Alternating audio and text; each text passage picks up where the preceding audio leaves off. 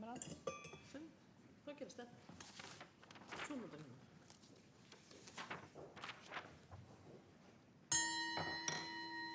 Settur fundur í borgarstjórn Reykjavíkur, þriðjudaginn 15. október 2013. Við förum í fyrsta dagskrárlið sem tillaga borgarfulltrúa allra flokka neyðaraðstoð við Sýrland og þá tekur fyrstur til máls borgarfulltrúi Sóley Tómasdóttir. Gefið henni gott klapp.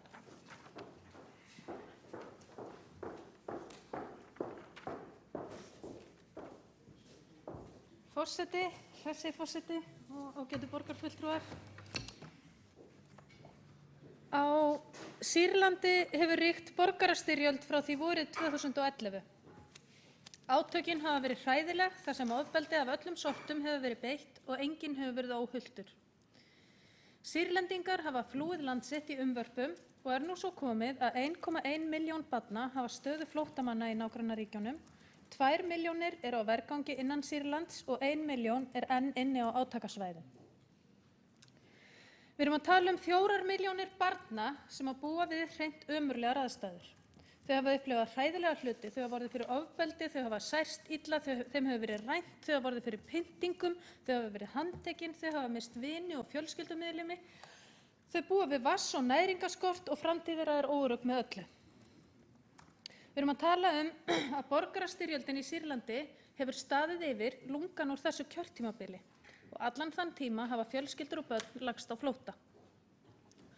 Okkar helstu viðfangsefni á kjörtímabilinu hér í Reykjavík hafa verið að endurskoða aðalskipulag, bjarga fjárhag Orkuveitu Reykjavíkur, takast á sameiningar skóla og upphæð fjárhagsaðstoðar. Helstu viðfangsefni sýrlendra barna hafa á meðan verið að lifa af. Á meðan við fáumst við okkar hversdagslegu viðfangsefni, á meðan ég skrifa þessa ræðu með ullarteppi og kaffibolla í upphitaðri stofunni heima hjá mér, þá býr fólk í tjöldum í eyðimörk. Í stærstu flóttamannabúðunum sem heita Satari og eru í Jórdaníu, þar búa meira en 130.000 flóttamenn. Þar af eru 70.000 börn og 30.000 þeirra eru 4 ára eða yngri. Þetta eru tvöfalt fleiri börn en búa í allri Reykjavík. Þau búa í tjöldum og það að koma vetur. Af því tilefni langar mig til að lesa örlítinn kafla úr bókinni Ríkisfang ekkert eftir Sigríði Víðis Jónsdóttur og fjallar sögu palestínsku kvennanna sem komu hingað sem flóttakonur á sínum tíma. Þar hún reyndar að lýsa aðstæðum fólks í öðrum flóttamannabúðum en þær eru mjög lítið frábrugðnar Satari flóttamannabúðunum. Þær eru á sama svæði og eiginlega í sömu eyðimörkinni. Tilvitnunin svona með leyfi forseta. Einhver hefði haldið að berskjölduð tjöld í eyðimörk væru nógu stór skammtur af ömurleika fyrir einn stað. Hrollkaldir vetur, feiknarlegir sumarhitar. Það ástæða fyrir því að hjálparsamtök hafa bent á að aðstæður í Al-Waled eru óbærilegar. Í búðunum hins vegar að finna fleira en veðuröfgar. Sporðdreka sem að skríða á milli tjaldana, snáka sem að hlykkjast þunglindi og kvíða sem að hrjá marga. En þá kemur það skelfilega. Þau sem að kjósa að búa hér flúðu eitthvað annað og enn verra. Eitthvað sem gerði helvítið í eyðimörkinni þrátt fyrir allt að skárri kosti. En hvað í ósköpunum það? Tilvitnun lýkur. Fólkið í búðunum bjó ekki við sömu aðstæður og við gerum í dag, en þau áttu heimili og þau áttu fjölskyldur. Þau voru ekki í lífshættu og þau áttu líklega jafn erfitt með að ímynda sér þessi hræðilegu örlög og við eigum í dag. Forseti, við getum ekki sett okkur í þessi spor, en við getum reynt og við eigum að reyna. Við eigum að horfast í augu við eigin forréttindi, við eigum að þakka fyrir allt það sem við eigum og við eigum að reyna að breyta því sem við fáum breytt. Við getum kannski ekki stöðvað stríðið hér og nú, en við getum gert það sem í okkar valdi stendur til að styðja börn sem að þjást og reyna að gera líf þeirra örlítið bærilegra. Tillagan sem ég tala fyrir í dag og í nafni allrar borgarstjórnar tilraun til þess. Tillagan svohljóðandi með leyfi forseta. Borgarstjórn Reykjavíkur samþykkir að veita sem samsvarar 100 krónum á barn í Reykjavík til hjálparstarfs vegna yfirstandandi hörmunga í Sýrlandi. UNICEF falin ráðstöfun fjárins en fjármagnið komi af leiðinum ófyrirséð og fjárhagsáætlun. Tilvitnun lýkur. Mér reiknast til að hér séu tæpar 3 milljónir króna. Það lítið framlag í hinu stóra samhengi en ég efast ekki að það nýtist vel. Í flóttamannabúðunum, tjaldborginni í eyðimörkinni, þarf að sinna grunnþjónustu rétt eins og hér. Fyrir utan hreint vatn og skólpkerfi og sorphirðu og heilsugæslu og barnavernd þarf að reyna að lágmarka þann skaða sem að stríðið og óvissan og aðstæðurnar hafa á börnin til framtíðar. UNICEF hefur haldið úti umfangsmiklu starfi innan Sýrlands og í nágrannaríkjunum til þess að sporna gegn vandanum og tryggja eins bærilegar aðstæður og kostur gefst. Starf þeirra snýst ekki síst menntun og sálrænan stuðning, að börnin fái tækifæri til að hittast og vera börn, að þau fái félagsskap og ramma utan lífið. Skólar eru nefnilega ekki bara menntastofnanir, þótt hlutverk þeirra sem slíkra séu auðvitað gríðarlega mikilvægt. Þeir eru félagslegar einingar sem að geta verið rammi utan svo ótalmargt annað mikilvægt í lífinu. UNICEF starfar ekki bara í flóttamannabúðum og ég gæti náttúrulega aldrei talið upp allt það mikilvæga starf sem að UNICEF sinnir í öllum heiminum og bara í Sýrlandi gæti ég ekki heldur gert í þessari ræðu. En þau reyna að styðja við börnin þar sem þau eru, þau reyna að gera það sem þarf á hverjum stað fyrir sig. UNICEF vinnur ómetanlegt starf með börnum sem að þekkja stríðsátök betur en skólabækur. Þau reyna að tryggja þeim aðeins öruggari og aðeins bjartari framtíð og fyrir það má þakka. Ég er stolt af því að tilheyra borgarstjórn sem að lætur sig málin varða og tekur höndum saman þegar neyðin er jafn mikil og raun ber vitni. Þó við getum aldrei sett okkur í spor Sýrlendinga þá getum við gert þetta. Þá hefur borgarfulltrúi Sóley Tómasdóttir lokið máli sínu og þá er borgarstjóri næstur á mælendaskrá. Virðulegi forseti, ágæta borgarstjórn. Við ræðum nú mjög mikilvægt mál.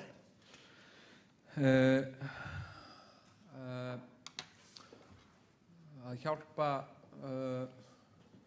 sýrlenskum borgurum í sínum erfiðleikum. Og mig langar aðeins að kannski í sambandi við þetta ég styð þessa tillögu heilshugar og það er bara kannski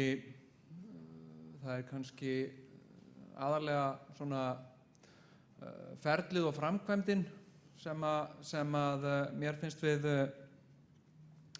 þurfa að skoða og í kannski ákveðnu samhengi. Mér var svolítið eins og fleirum brugðið við þá atburði sem að gerðust undan eyjunni Lampedusa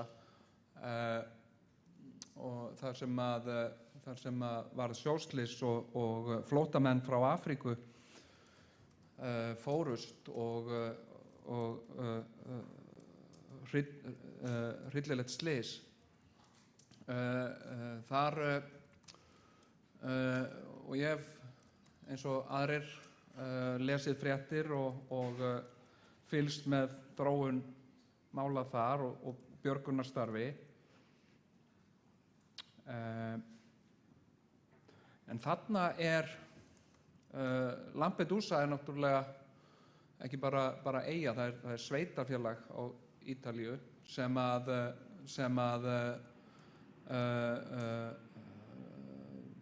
verður síðan miðdepill í einhverju sem að yfirleitt er á borði þjóðríkja. Það er að segja á þjóðríkja samskipta grunni. En allt í einu er þetta fjarlæga þjóðríki, það er bara allt í einu bara fyrir utan húsið okkar og er ekki fjarlægt, heldur bara mjög nálægt og blasir við fólki.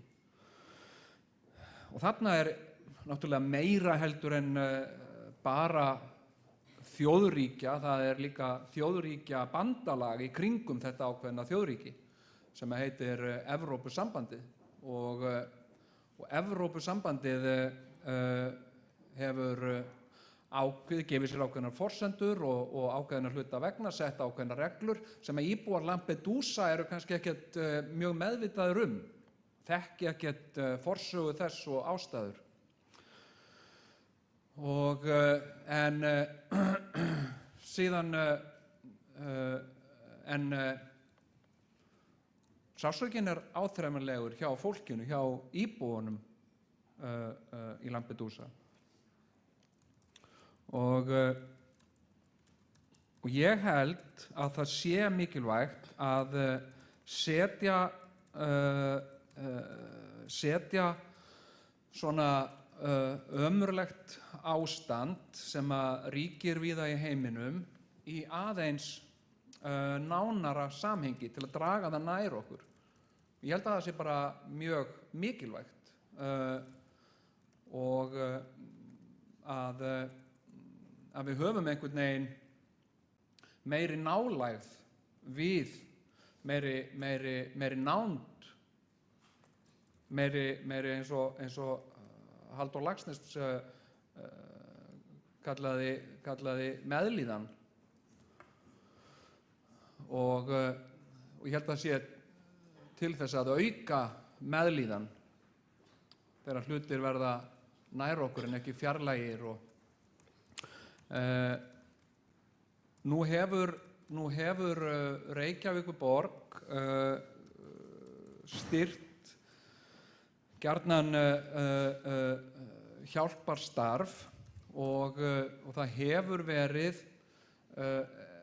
svona einhver vinnuregla eða þumalputtaregla að það sé einhver ákveðnu hlutfalli við og eftir frumkvæði ríkisvaldsins. Nú það líka að gerast í heiminum að lýðræðið sem betur fer er að þróast og breytast. Og lýðræðið alltaf að reyna að bæta sig. Það að reyna að finna betri leiðir til að ná markmiðum sínum og verða svona effektífara. Og það hafa margir sérfræðingar í lýðræðismálum einmitt verið að benda á vaxandi vægi borga í heiminum og mikilvægi borganna. Og það eru margar mjög athyglisverðar kenningar þessi mál og auðvitað helst þetta í hendur við ört vaxandi borgir og borgarsamfélag út allan heim. Fleiri og fleiri íbúar í löndum kjósa að búa í borgum vegna þess að þar njóta þeir einhvers sem þeir njóta síður annar staðar, eins og aðgengi að þjónustu og allt öðrum viðmiðum í málum eins og jafnréttismálum og svo það jú þannig að samskipti þjóða eru oft alveg gríðarlega gölluð. Það er gríðarlega mikill kostnaður og fyrirhöfn og samskipti þjóða eru mjög gjarnan í formi átakastíls og oftar en ekki eitthvað eitt málefni. Maður heyrir til dæmis endalausar sögur af stjórnendum þjóðarinnar á einhverjum fundum með einhverju fólki út í útlöndum út af einhverju fiskitegund, einhverju einu stöku máli. Og þetta getur tekið mánuði og þetta getur tekið ár með gríðarlegum tilkostnaði og ekkert alltaf svo miklum árangri. Borgir allan heim eru að eiga allt önnur samskipti. Borgir eru leiðandi í lausnarmiðuðri vinnu, leiðandi í umræðum loftslagsmál, jafnréttismál og menningu. Borgir að bindast böndum og við höfum nú rætt hér systraborgir. Ég veit ekki til þess að löndum hafi dottið það í hug að gerast systralönd.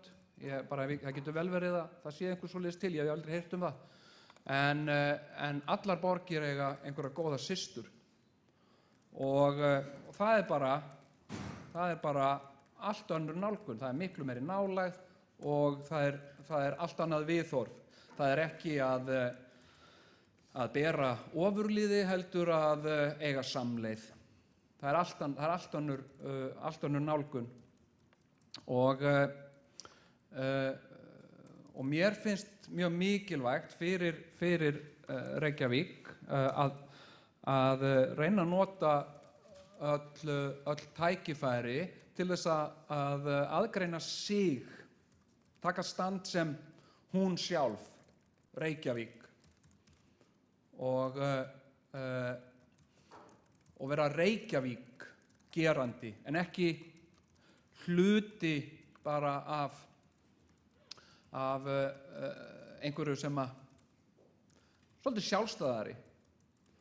Og eins og borgarfulltrúi Sóley Tómasdóttir minntist á, hún nefndi hér Zatari flóttabúðirnar til dæmis, sem eru einar stærstu flóttamannabúðir eða þær eru reyndar í Jórdaníu, en fjöldi fólks hefur einmitt flúið yfir landamærin til Jórdaníu og Zatari búðirnar vaxa með hverjum degi og talið að það sé eitthvað 130 til 140.000 manns.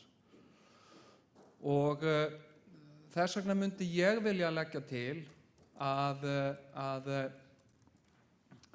framlag Reykjavíkur og stuðningur að styrkur Reykjavíkur væri fókuseraður eða tilengaður Zatari búðunum. Og ég held að í því felist margþætt áhrif og ekki síst að segja bara orðið Zatari búðirnar. Það eykur líkurnar á því að einhver muni hugsanlega googla það og sjá með eigin augum hvað er í gangi í þessum heimi. Þannig að ég legg það til en styð tillöguna heilshugar og það er virkilega göfgandi og heillandi að geta gert gott á svona level. Takk fyrir. Þá hefur borgarstjóri lokið máli sínu og þá er borgarfulltrúi Júlíus Vífill Ingvarsson næstur á mælendaskrá.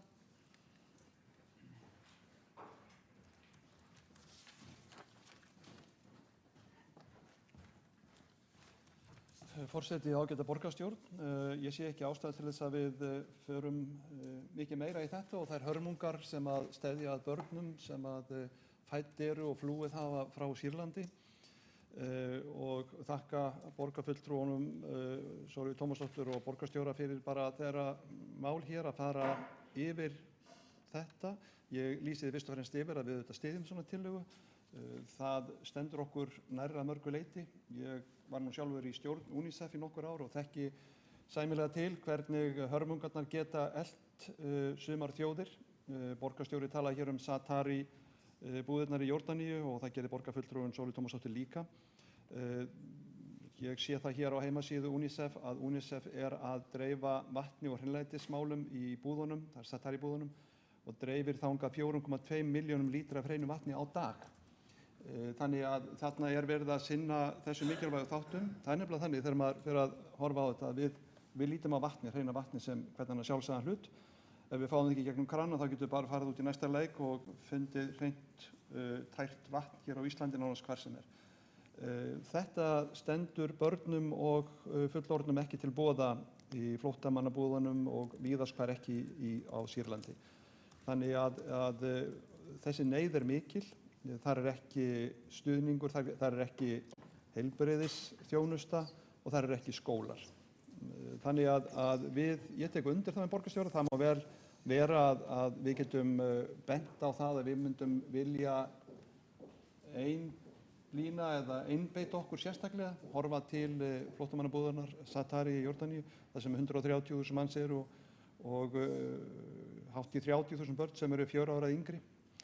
Þannig að þar er neyðin mjög mikil. Mér finnst það þó ekki skipta öllu máli, þó að ég geti vel séð að það geti verið ágætt að svona benda á það að þarna eru að neyðin gríðarleg á þessum stað. Það skiptir kannski ekki öllu máli vegna þess að UNICEF að einbeita sér akkúrat að þessu svæði. Og ég veit hvað UNICEF mikilvægt, ekki bara þarna heldur út allan heim, og ég held að það sé mjög vel við hæfi að borgarstjórn í þessum málum þegar kemur að því að styðja við þá sem að eiga hvað erfiðast og hvað verst staddir í heiminum vegna stríðsátaka, að þá held ég að sé alveg rétt að horfa til UNICEF og styðja við það góða starf sem að þar fer fram. Bara ítreka það að við auðvitað styðjum þessa tillögu og vonum að þessi stuðningur komi börnum frá Sýrlandi, sýrlensku börnum til góða. Þá hefur borgarfulltrúi Júlíus Vífill Ingvarsson lokið máli sínu og þá borgarfulltrúi Eva Einarsdóttir næst á mælendaskrá.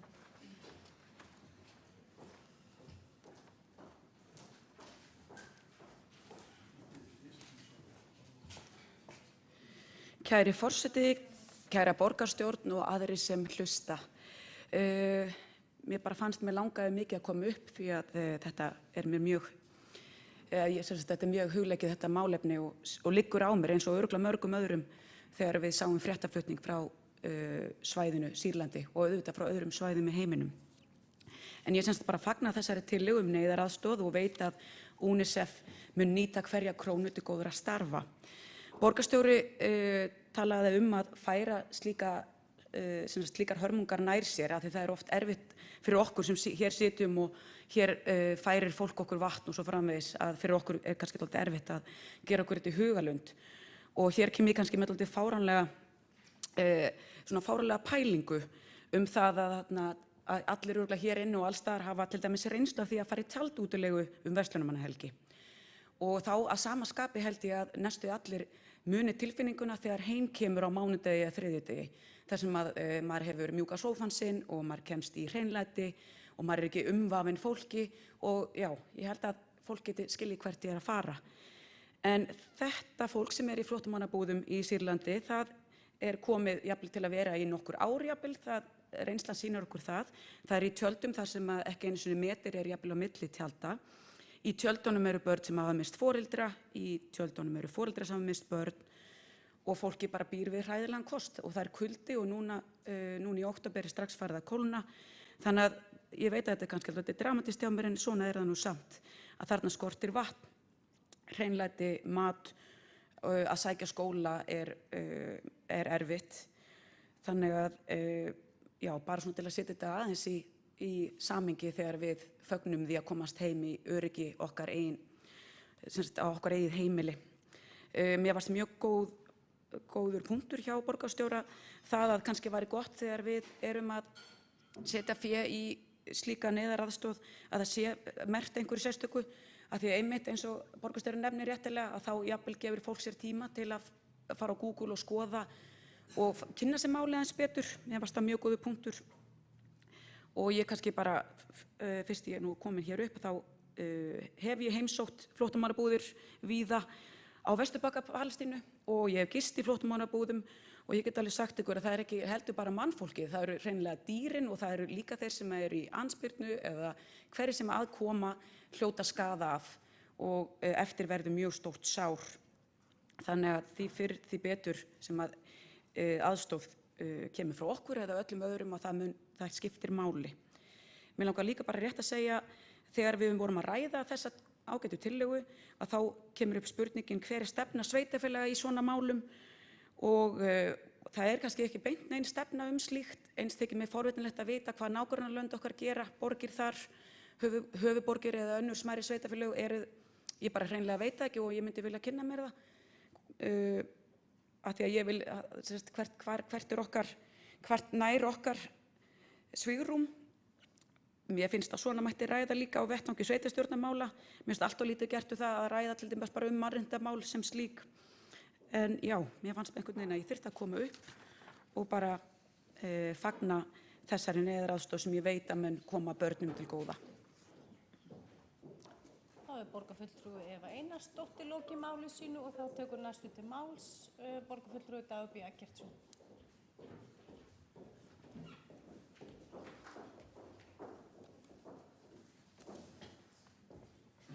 Forseti, ágæta borgarstjórn. Mér finnst sérstakt fagnaðarefni að borgarstjórn sameinist þessa tillögu og viðurkenni þar með alvarleika stöðunnar í Sýrlandi og alvarleika þessa máls.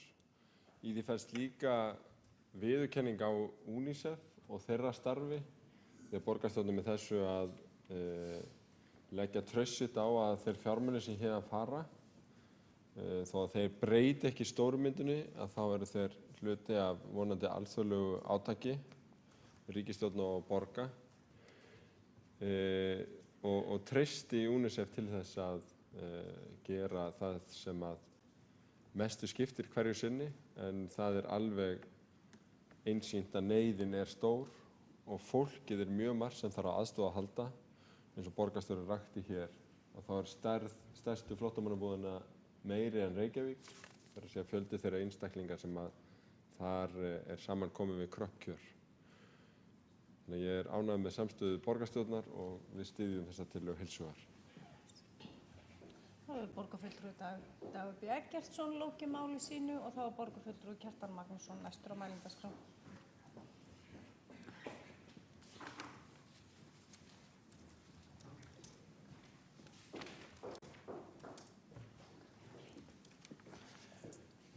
Forseti, góðir borgarfulltrúar. Ég vil eins og aðrir borgarfulltrúar hafa gert lýsa yfir ánægju minni með þessa tillöguna og við styðjum hana öll að sjálfsögðu. Mér fannst hins vegar Eva Einarsdóttir borgarfulltrúi koma inn á mjög verðugt umræðuefni. Það sem hún sagðist hafa velt fyrir sér í samhengi við þessa tillögu. Hlutverk borgarstjórnar í svona málum. Rauninni hvaða svigrúm og hvaða skyldur við hefðum sem sveitarfélag og höfuðborg. Ég held að það sé alveg rétt, það megi fjalla það. Auðvitað borgarstjórn í rauninni bara svona hreppsnefnd Reykjavíkur.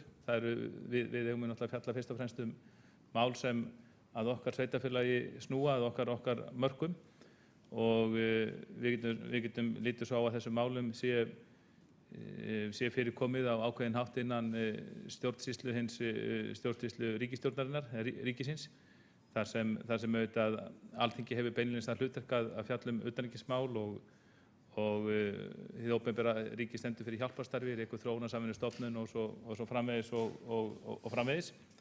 Þannig að ég held að sé bara hollt fyrir okkur að taka þessa umræðu í hvert sinn sem við förum inn á nýtt svið og tökum að okkur ný verkefni.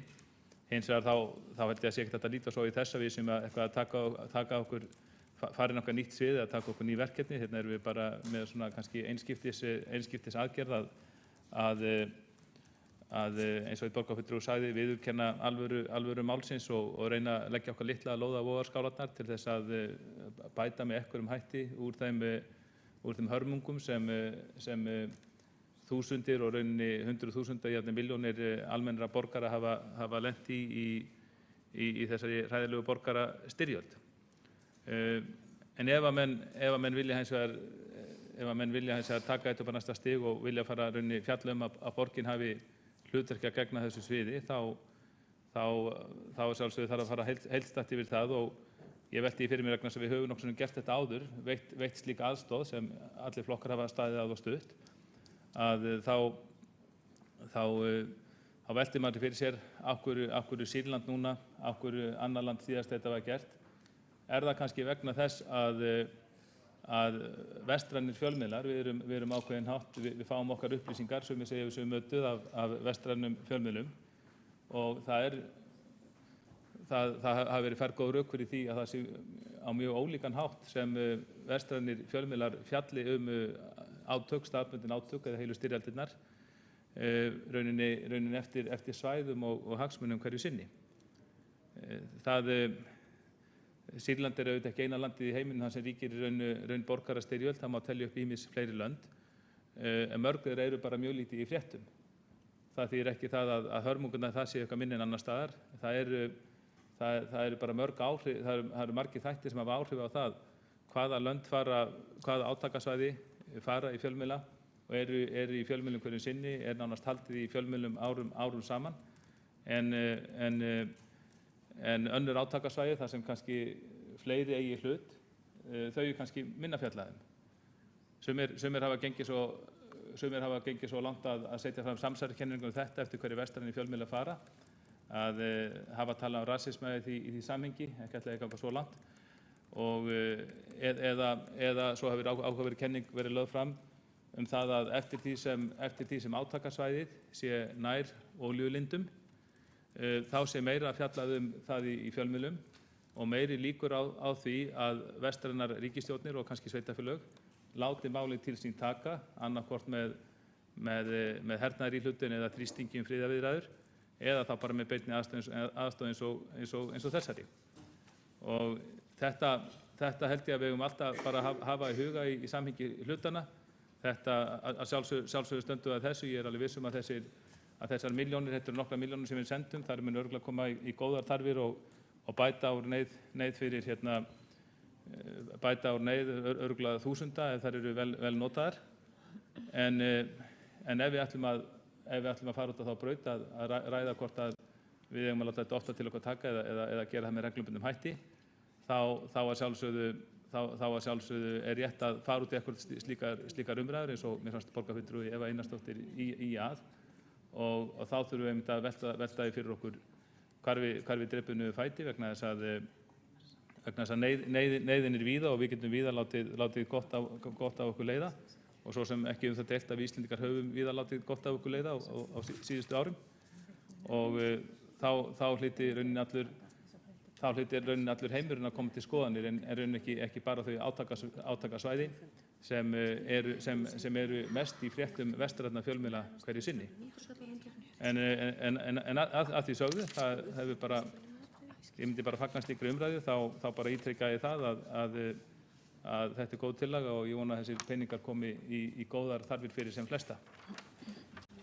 Þá hefur borgarfulltrúi Kjartan Magnússon lokið máli sínu. Þá hefur borgarfulltrúi Eva Einarsdóttir óskað eftir því að veita andsvar við ræðu borgarfulltrúans. Takk, kannski ekki beint andsvar en meðsvar á vissu leyti því að mér fannst mjög áhugavert og er sammála borgarfulltrúanum að það er spurning hvernig er fjallað hvert stríð eða hverja hörmung eða neyðar ástand fyrir sig. En mér langaði bara, ég kom bara upp að mér langaði að árétta það að fara á mínum bæjandurum séð, og þá tala ég bara fyrir mig, að þá einmitt finnst mér, ég er mjög hlynnt í að Reykjavíkurborg sem höfuðborg taki þátt í að styðja, en bara spyr mig síðan samt hvert er framhaldið. Bara ég vildi samt árétta að mér finnst það mjög mikilvægt að Reykjavíkurborg sem höfuðborg stígi fram og rétti fram hjálparhönd. Þá er borgarfulltrúi Eva Einarsdóttir lokið við það að veita andsvar, og þá er borgarfulltrúi Sóley Tómasdóttir síðust á mælendaskrá.